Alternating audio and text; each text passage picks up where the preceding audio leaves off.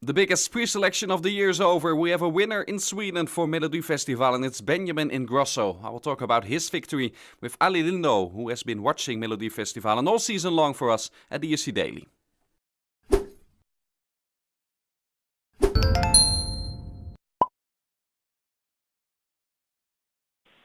Yes, it's Benjamin Ingrosso for Sweden. He won Melodifestivalen.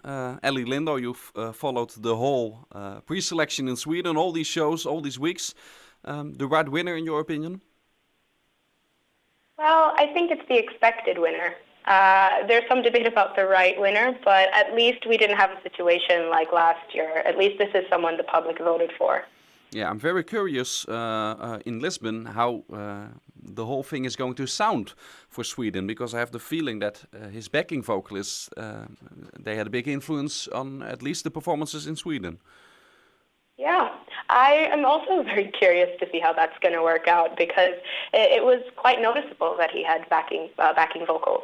And obviously that's not going to be allowed on the stage in Lisbon. But he's already announced that he is working on redoing the vocals a bit so that it will make up for it on the stage. But I'm not sure that's possible, because he did rely quite heavily on backing vocals during his performance. We know Christer Björkman really wants Sweden to give Sweden another victory. Is that possible with this entry, or do you think that will not be possible in Lisbon?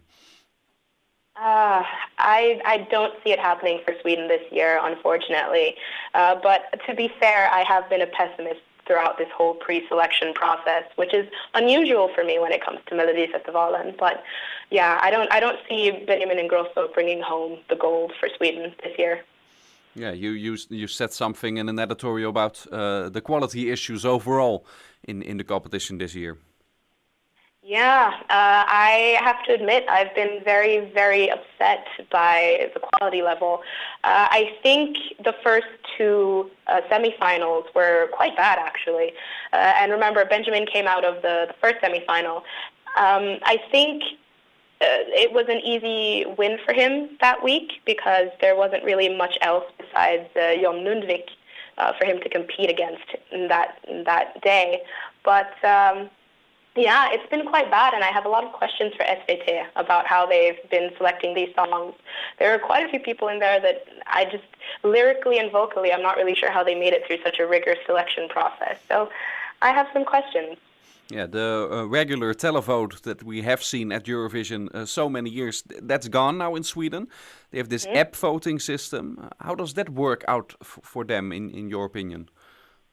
Well, I think in some ways that skews the demographic of people that are submitting these votes.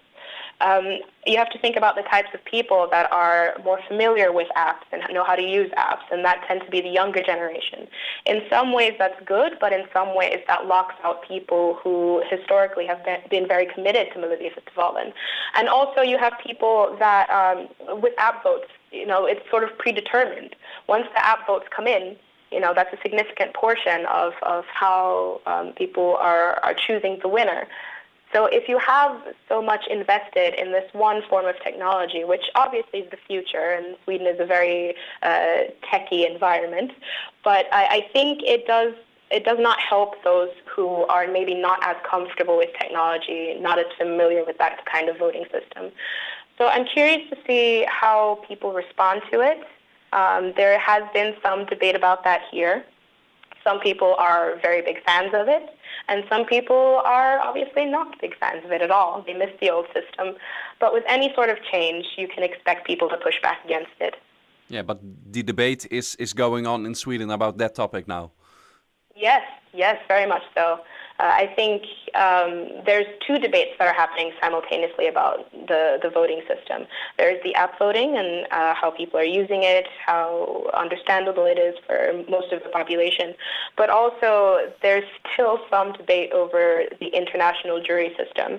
I can tell you only maybe 2 hours or less than 2 hours after Benjamin Ingrosso was selected, there were people debating on my Facebook feed, my personal Facebook feed, about whether international juries should still have a say in this competition.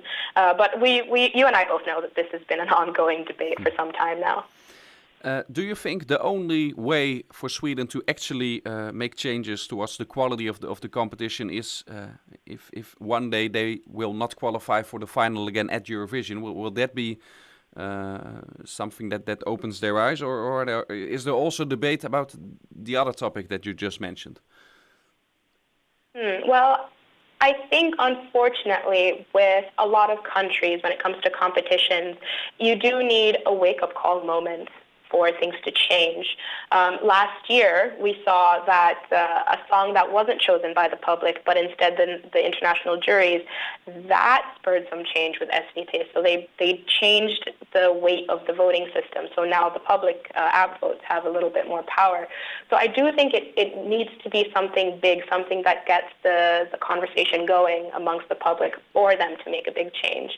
Unfortunately, as innovative as SVT has been in the past, they are still a government-run company, and in some cases that affects the way that people think about things, how people perceive change, and how much they're willing to embrace that kind of change.